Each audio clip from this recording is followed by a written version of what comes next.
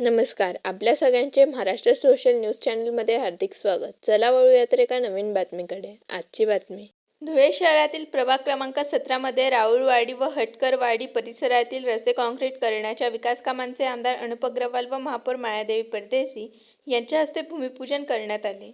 नगरसेवक अमोल मासोळे आणि नगरसेविका सुरेखा ओगले यांच्या पुढाकारातून सुरू झालेल्या या कामामुळे नागरिकांचा प्रवास अधिक सुखकर होणार आहे. आज प्रभाग क्रमांक 17मध्ये मूलभूत सोयी सुविधा अंतर्गत 1 कोटीचं काँक्रीट रस्त्याचं भूमिपूजन या ठिकाणी या शहराचे प्रथम नागरिक मायादेवी परदेशी, त्याचप्रमाणे या प्रभागातील नगरसेवक बंटी मासुळे, ओगलेताई आणि सर्वच उपस्थित असलेले या परिसरातील नागरिक यांच्या उपस्थितीत आज भूमिपूजन झालेलं आहे.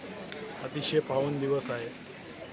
सर्वांना रक्षाबंधनच्या, माझ्या सर्व ताई लोकांना रक्षाबंधनच्या खूप खूप शुभेच्छा देतो आणि कामाची क्वालिटी अँड क्वांटिटी या ठिकाणी व्यवस्थित होईल अशी अपेक्षा ठेवतो.